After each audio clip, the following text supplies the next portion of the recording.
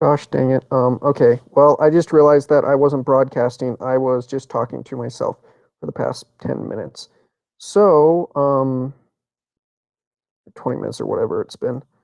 Um, so that being said, I am going to make sure that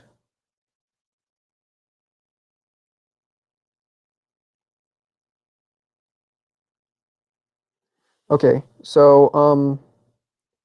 I just really okay, we're gonna go through my game. The first thing it says it asks us is talk about a static versus a regular array.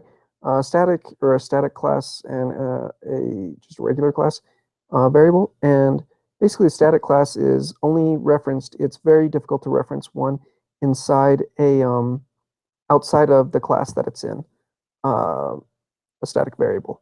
So this is very it's more difficult to access a static variable than it is a another just a regular variable or a regular function. Um, and so that's that's pretty much that's pretty much it right there. Um, the next thing it talks about is what to is basically how it's talking about arrays and what we the difference between the arrays. The biggest difference for our project, we actually didn't do too much of a difference. The right here, we have an array, and down here we have an array list. And the array list I made just so that it's never changing. I don't want it to change. These are all locked in things, and I know that's not how typically that's more of an enum, but I had a few more things than I felt an enum class could handle. So an array list is they can be different item types. Um, they don't have to all be the same item, and I can add more items to it. Uh, the array is a stuck with one type of item, and it's a fixed item amount. So anyway, yeah, that's pretty much it. And an enum is never changing; it always stays the same. So there you go. Uh, okay, the next thing it wants to talk about is how I reference an array. And the way I reference an array, or basically, walk through it and stuff, is through I wrote a program just for this, lesson 9, the individual assignment, right here. So right here, we have the array, the items, and this is mostly for just so that we can go through and step by step and actually determine what we have. This is for the player so he can figure out what he has and where he's at in his quest. So it basically lists off all the items that we're able to carry in our backpack and how much we have each of them. So yeah, that's so it's pretty simple. We're pretty much just saying that it's just a basic for loop, and it's running through and it's getting for each item, it's getting its description and it's getting the amount, and it's putting them in columns right next to each other, so perpendicular or parallel. So that and I lost my place. Uh, yeah, I wish I had been recording earlier. Um, so anyway, um, the next thing is just kind of walk you through our program. Um, I actually just barely, it's not super great, but I really worked extremely hard the past day and a half, 3 days on this. It's been a very difficult process, but I think it's worth it. Let me see some of the stuff that I've done. So uh, the cool thing is that I can run you through a quick sample of it. Okay, so put in my name. Okay, welcome Dal, enjoy the game. And then let's start a new game. You have a little spiel here about, what the game's about, what's happening.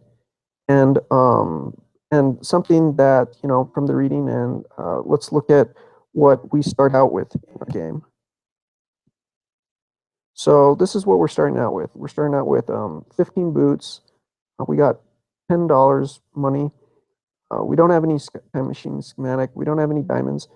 We have no necklace, no alien artifacts, no lives, or 6 lives, sorry. And we have 10 rations of food. So that's where we're at. We can look at our map, and that's our map. Pretty basic, just double array, and then yeah. So and we can get our position as well. You were at 0, 0. So we're right there. So anyway, and so that's pretty much it's just kind of like a real basic sample of what the game. A few things that we really implemented. So the thing that I actually spent hours on and I could not figure it out for the life of me, it took forever, was this. So I made 2 array classes. The item right here, the item list. And these ones are basically items that they never change. Um, they're never changing. So these are kind of like fixed things. And then you come up here to the inventory list, and these things are all the only thing that's changing are basically the amount that we have in there. So I want to be able to take away and add to it. So we come over, and that's coming from our actions list. So this is our actions list. It's pretty big, and I know we probably could condense it, but we just didn't. But this is it right here. So the actions list is so you take something like inspect. Well, when we're inspecting something, there's 3 things that need to come into play. One, we need to know our inventory. 2, the items. How many am I going to get every time I look for something? What am I going to get? And 3, the type. And so instead of assigning basically things to spots on the map, individual spots, what I actually did was actually have it reference just an actual level itself. So we know that the shop, for example, is going to be at 0, 1. Well, all the shops on the map are going to have the same items that we place on them for the inspect. So this comes down here. This is the part that I was beside myself trying to figure out. It was this part. So trying to figure out how to call one of these, how to get the object, the item itself, and then to get the amount. So that took forever for me. And I finally figured out with the inventory 8, with the inventory as well. And so right now, right here, I'm just getting the inventory. And I'm just getting right here the amount that's added. So every time I look for food, I'm always going to find a fixed number of food, always. Every time I buy it, it's going to be the same deal. And so I come down. Oh, and this is something we put in the random number calculator. So this pretty much just basically assigns a random number. Random number. It just does a random number and just spits it out. So here is it's a little bit of a switch statement and then another switch statement. So it's if else statement right here. The alien. So what basically what level is it at? Well, we're at the alien camp. Um, let's see what it has. So case one. So we have random number. So in this case, what's going to happen is we're going to get up here. We're going to basically have the uh, the inventory that we already have. We know we have this. And then we're going to add to it the whatever we're going to find on the ground when we're inspecting the area. And what's that going to do is we're going to store it in a variable, an integer called original.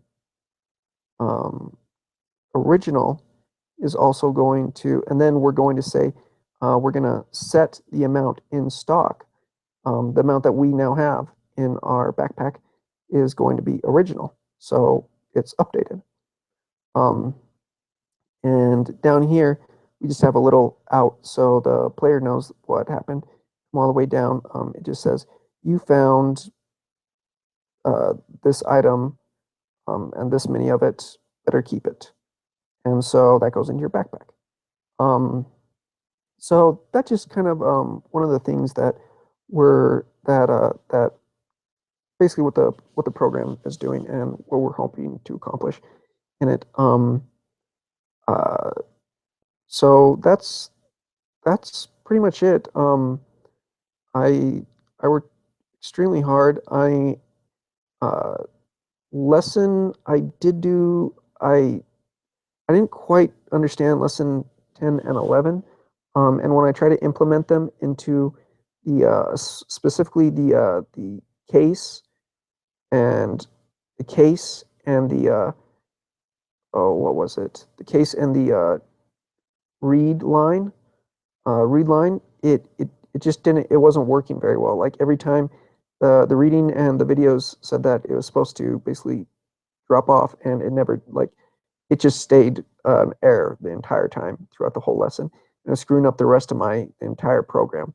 So I actually took all those out. I know we're supposed to have them and stuff, but it really really wasn't working, which sounds ridiculous, I know, but uh, that's pretty much that's pretty much it. So yeah, that's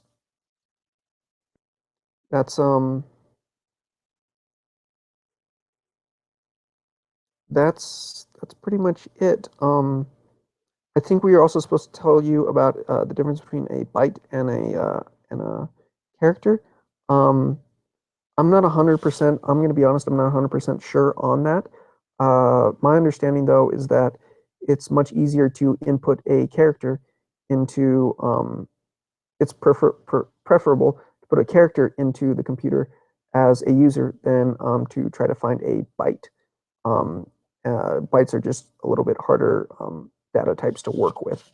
Uh, so, but that's it. I really appreciated all the understanding and everything that that's happened. And thank you so much for a wonderful semester and for your patience. Um, I know Justin and me are very very grateful for that. Uh, so thanks a million. Definitely, if you have any questions for me about anything, let me know. Thanks a million. I wish you luck on all your grading. I know there's a lot to do. So, anyway, take care. Thank you.